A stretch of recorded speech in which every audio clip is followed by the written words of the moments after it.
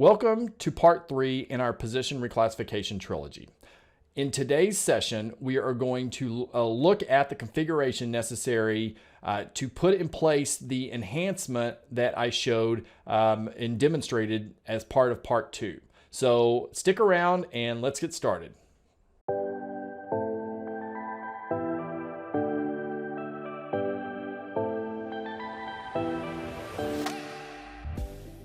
Before we start looking at the architecture of the solution, I first want to take a look back at what we learned in videos 1 and 2. In video 1, we learned that position reclassification is good when it works. How good is it? Very, very good.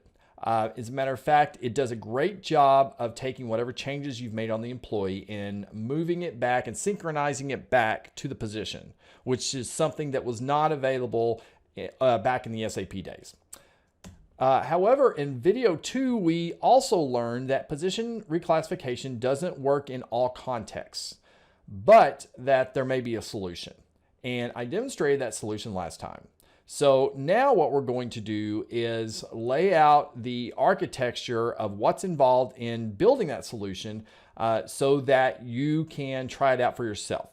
Now, I also do want to state that not only am I handing this off to you, the viewers of this video, but I am also trying this out at a couple of my clients. So far, the results have been good.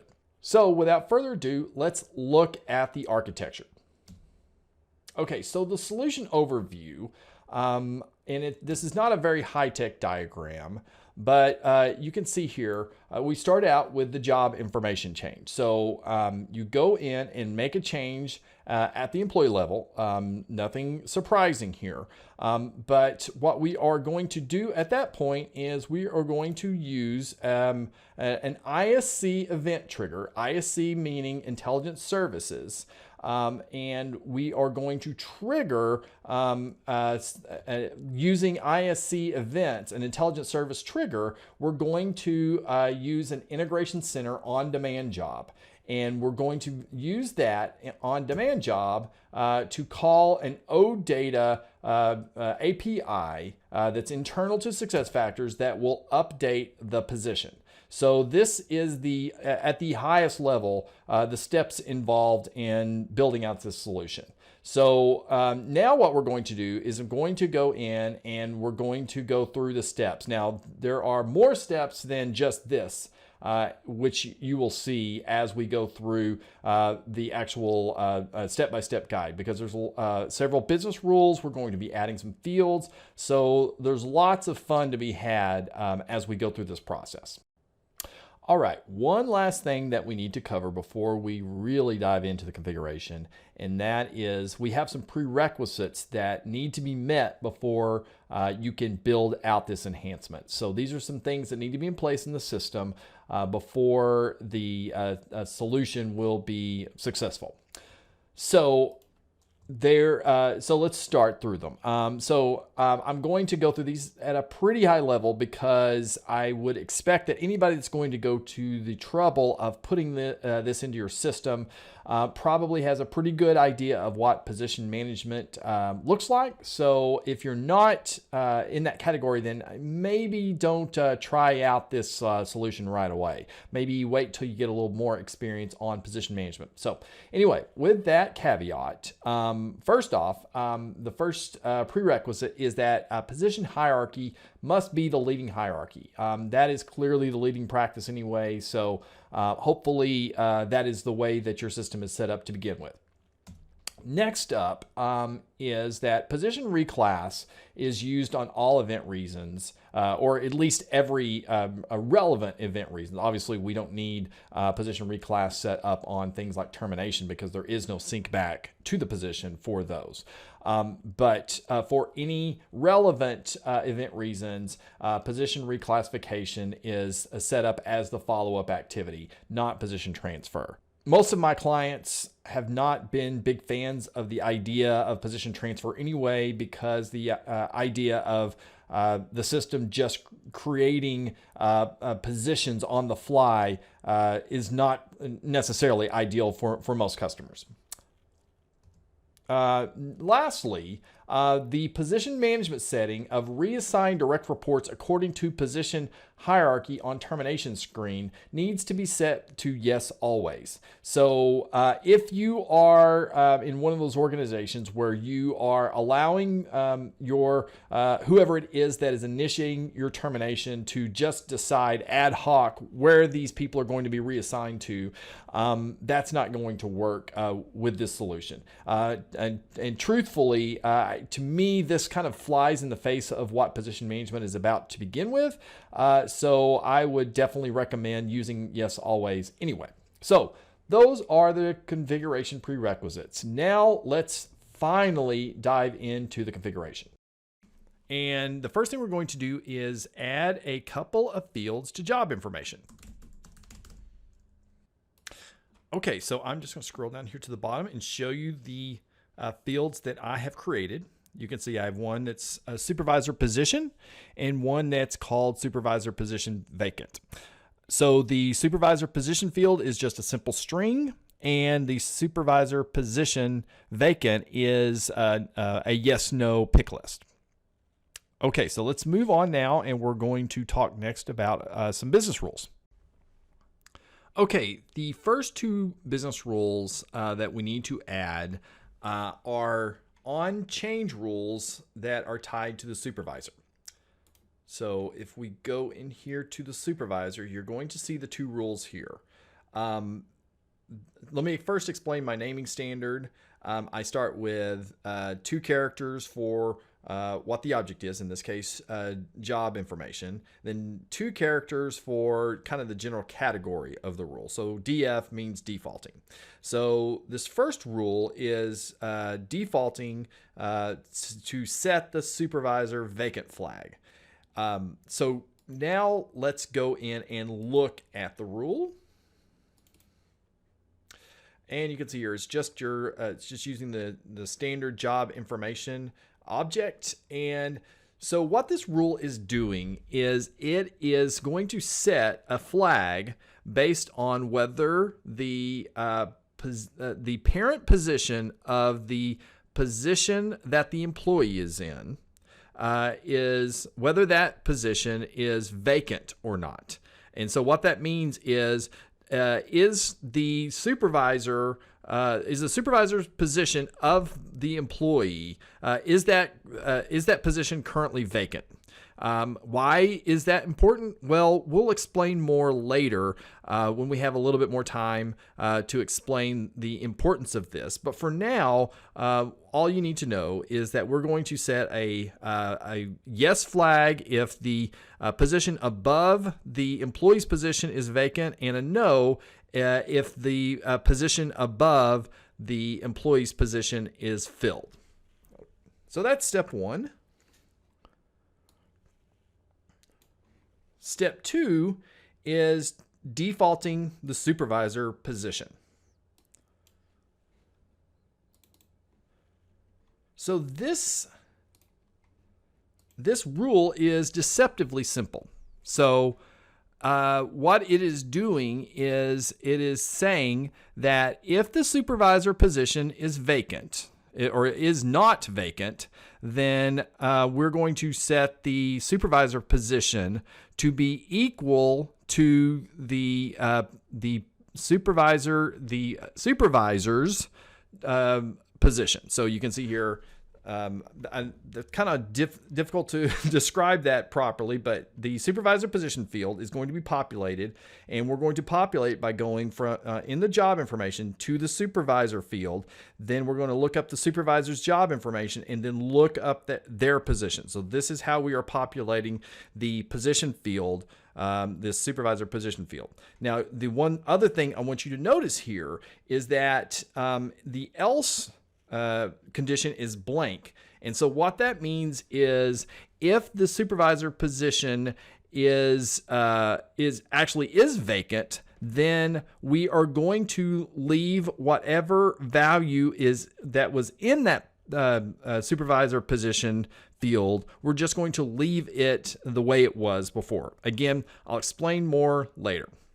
So we're going to stop and we're going to spend a little bit of time explaining the nuts and bolts of the intelligence services and how they come into play for this transaction. Okay, before we go into the next business rule, I first want to take a little bit of a detour and go look at Intelligence Services Center. So I'm going to assume you have at least some vague familiarity with intelligence services, which is the ability to trigger events and have those events do different things in the system. So you could go down through here. I can describe a lot of these to you, but really what I want to hone in on is just to scroll down and talk about some of these Employee Central events here. So you've got things like change in manager, change in job title, change in job classification, location, so on and so forth. So what you are going to be surprised to learn, if you don't know this already, is that there's nothing automatic that triggers these events to fire. Instead, it takes a business rule triggering the event inside of Employee Central. And in particular, these events that you were looking at here all trigger from job information. Or at least these ones that I was talking about a second ago. And you actually get the chance to define the criteria for what triggers these events yourself. So we're going to see what the implications of that are here in a second, that we are going to be using the change in business unit as part of our design here today. And basically, I'm going to be repurposing the change in business unit event. Why is that? Well, because it's very rare that you're going to have a business process intelligence service trigger that needs to trigger off of change in business units. So with that said, I'm going to jump back in now and show you the business rule that we are going to set up. Okay, so now we're going to look at the event trigger business rule. I'm going into manage business configuration, back in job information, and then I'm scrolling down to the very bottom. You will see here that I have a rule here. It is an on post save, which is how I trigger events, is based on the on post save. And the rule is JI event sync to position. Okay, so let's walk through the business rule now. So first off, let's talk about the cases where we do not want a update to happen back to the position.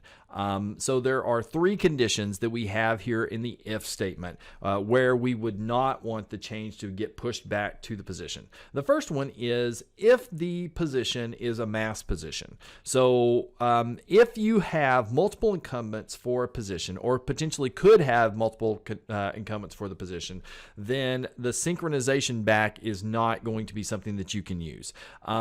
Unfortunately, there is no business rule that says, give me the number of incumbents. Instead, the only rule we can use, or the only thing we can test for, is the position a potentially a mass position. So if that's set to yes, in other words, it's potential that there could be multiple incumbents, then we have to stop at that point and say, we don't want the synchronization to happen from the employee back to the position. Because if you had, let's say you had 3 people in the position, and we update an attribute of one of the employees on that position, then what would happen is we would inadvertently update the attributes of those other 2 employees on that same position. So we just need to stop the process if the position is a mass position.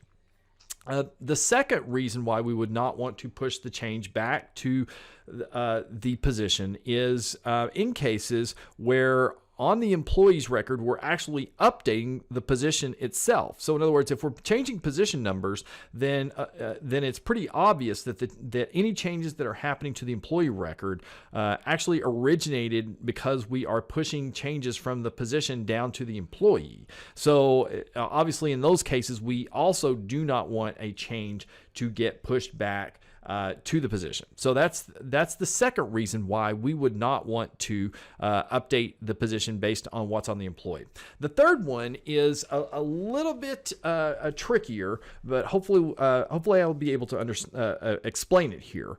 And that is the other reason why, in addition to, of course, that the position number itself gets updated, the other change that could potentially happen that we want to make sure that we don't accidentally update the position is in cases where when the supervisor of an employee leaves the company or gets transferred to a new position, of course that immediately makes that position vacant, or the supervisor's position. So, and the second thing that happens automatically behind the scenes is that when that position is vacant, then the employee or the subordinate employees automatically get a new supervisor. As we mentioned before, we're assuming that attribute is set so that the position is automatically, or the supervisor is automatically going to roll up and be the supervisor above the position that is being vacated. So because of that, of course, when that supervisor, that upper level supervisor is getting automatically placed on that employee's record, that is, of course, going to be something that we don't want to turn around and try to change based off of the employee's record, somehow pushing back a change to the supervisor's, to the employee's position, because what would end up happening is you would end up inadvertently reassigning the employee's position to that upper level manager, which is not something we want. So that's the third condition why we don't want to, when we would not want to have any kind of update happen to the upper level, to the employee's position. So, all right, with that said, those are the reasons why we would not want to have the position get updated. Now let's talk about the reasons why we would, and that is essentially any attribute, any shared attributes between the position, assuming that we go through all of those initial conditions and we haven't met any of those, then the next thing we would do is say, are any of those shared attributes getting updated on the employee's record? In other words, are we changing cost center? Are we changing location, division, anything that is a shared attribute? And including the supervisor, because now once we've cleared that hurdle of saying, okay, we know that the supervisor hasn't been terminated, then we know that if we've changed the supervisor on the employee's record, then we want that change to go to cause the position to get updated. So that is that also includes the supervisors in here. So any shared attributes here, then in any of those cases, we want to turn around and we want to update using the, in this case, the business unit change event. We want to trigger that in ISC. Now that we have our business rule in place that triggers the business unit event, we need to tie in an integration to that event. So we're going to scroll down to change in business unit. And we are inside of the business unit event. So we are going to want to create an integration. And so you do that by going over here to this custom activities, click on integration. And I'm going to create a new integration. And the destination type is SuccessFactors. The format is OData. And now it is going to send us to Integration Center. Give your integration a name.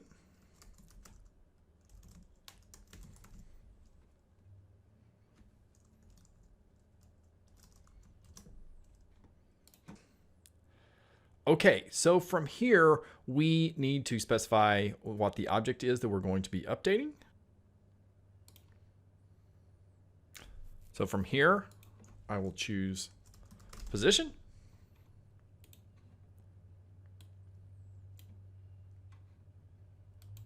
All right, and then from here, we start in with a simple mapping exercise. So I click on the different relevant fields of the position and I start in on the mapping.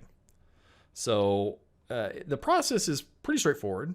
You're going to go, for most fields, you're going to go over to select an associated field. And what you're going to do is you're going to map in the field from the corresponding field on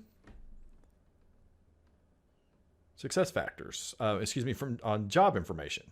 So I'm going to scroll down here to position, from job information, hit change, and voila, we have our first field mapped. So this is just going to be an exercise of going down through, stepping through all of the different fields and doing the mapping. So I'm going to, and then you'll want to use upsert single and incremental purge, because we do not want to wipe out the position history, nor would it let us anyway. Okay, so that is the process. So there is probably about 15, 20 fields here that need to be mapped. So I'm going to skip ahead now and jump back in after all of the fields have been mapped. Okay, and we are back. And you can see here that we have a bunch of fields mapped in. You'll notice that we had to hard code in status with an effective, just hard code that as an A for active. Most other fields are, pretty straightforward because because the whole point is we're mapping fields that exist in one place, job information, and dropping them onto the position. So this process is now pretty straightforward. So I would then press save. And that is pretty much it at this point. Now, we are not done though, because we need to actually connect this integration. It doesn't automatically become connected. So that's what we're going to do next. Okay, so we are back into the Intelligent Service Center. And I am going to scroll down to change in business unit. And notice that there is not an integration hooked in yet. So we're going to do that now. So we're going to take the integration that we created, and you'll notice that the field, you'll notice that the integration name is slightly different than the one that we had used. And that's because I cheated. I already had one built. And so I didn't want to completely reinvent the wheel. But basically the process is the same, which is when I save that integration, it becomes available here in this My Integration section. So it's now falls to me to just select the integration and click Add Integration. But I'm not done yet. You'll notice here that it says integration, and you'll notice that the timing, we want to update the timing. We don't want to wait till the effective date. We want this change to be pushed over right away. So we're going to select when event is published. Of course, when we push over the change is going to be inserted into the position record based on whatever the effective date was on the job information side. Okay, so the one last step, which of course is to save the integration. And now we're done. We have set up the business rule to trigger the event, and we've set up the integration. So now we're going to cover some configuration adjustments that are necessary in order to support this new enhancement. Okay, if you've been paying attention, you probably figured out that we are replacing the position reclassification configuration within SuccessFactors with a background process. The benefit being that the background process should work every time. So because of this reality, we need to make a couple of configuration adjustments. The first change we need to make is we are going to use a blank job to position rule in position management settings. And secondly, we are going to remove the permission option to move position to new supervisor on job info change.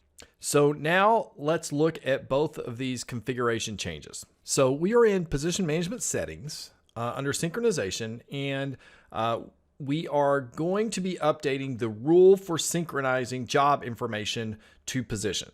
So normally this is where we would go in and add in our detail mapping to get the information from job information to position. But of course we have a background process that is handling that now, and we don't want to put logic in two places, which could ultimately result in some sort of conflict. So instead, we are going to use a dummy rule here. And the dummy rule is basically going to have absolutely nothing in it. It's always true with no then statement. So the question you're probably asking is, well, why do we need the dummy rule in the first place? And that is because if we try to save without any rule in here, then we get an error. So we need to create a dummy rule here so that we can go through and make sure that this saves. Now, I do want to state something here, and that is just because we are using a dummy rule to sync from the job information back to the position does not mean that that we need to get rid of the position to job propagation. That whole process, we are not touching at all. So this rule should stay in place, but this rule now needs to be a dummy. On the permission role side, what we are doing is we're going to need to go into every role and check whether it has the option to move position to new supervisor on job info change. That would be in the manage positions section. This is what controls whether you get that radio button that we talked about during video 2. The radio button that if you click yes, then the position gets moved, and if you click no, it doesn't get moved. Well, we're taking that decision out of the hands of the end user and making sure that that gets synchronized every time. So that means that you need to go into all of your roles and make sure that this box is now unchecked. Okay, so we have set up our business rules, we've set up our integrations, and we've done our configuration changes. Now we are ready to start testing this thing out. So what we want to do next is set up an agenda of the things that we need to test for. Okay, with a change this big, there are definitely things we want to test for. So I'm going to run through those now. The first three are going to be changes that we are making. We want to make sure that they work. And the last two are regression tests. So the first thing that we're going to test for is that if we edit an existing employee record, that the employee's position gets updated. Of course, that's what we're trying to do here. Also, manually insert job information change on the employee's record, and then also make sure that the position gets updated. And then, of course, updating the supervisor on the employee's record. Just do that, and just make sure that the position gets updated with that new relationship to the other position. A couple more changes, though, or a couple more things we want to do is we want a regression test. We want to just make sure that the old way of doing things, the way that officially we should be using every time, but just sometimes doesn't get used, performing promotion via take action, make sure that that change still works and that the position gets updated in that case. And then regression test, we want to terminate the employee supervisor and make sure that when that happens, of course, that on the employee's record, the supervisor gets updated, but that no update to the position occurs. So those are our test scenarios. Okay. So we're done with this series of videos. If you've made it this far, hopefully you're engaged enough with this that you might want to give this a shot yourself. I really want to crowdsource this and use the wisdom of those that are out there. I fully realize that there may be some blind spots here on the solution and things that I'm not thinking through. So please, I want to get some feedback. So if it works, I definitely want to know that. So if you happen to give this a shot and it's meeting all your requirements, I definitely want to know that. And then also, probably more importantly, if it doesn't work, let me know. And I'm going to create a new video that explains either why this doesn't work at all, or any adjustments that we need to make the solution a little bit more robust. So either way, please, if you go through the trouble of putting this in, please let me know how it goes.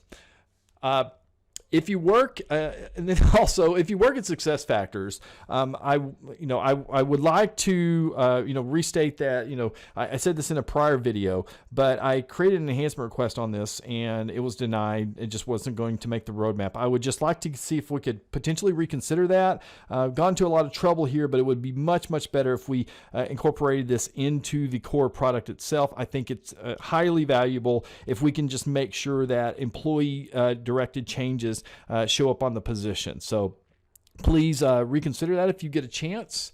And then, of course, all of this communication, please, reach out to me with any questions or any feedback on the solution. So, again, thanks for listening in on this entire series, and particularly on today's kind of configuration intensive video. And hopefully we will all connect in the future. And thanks for your time.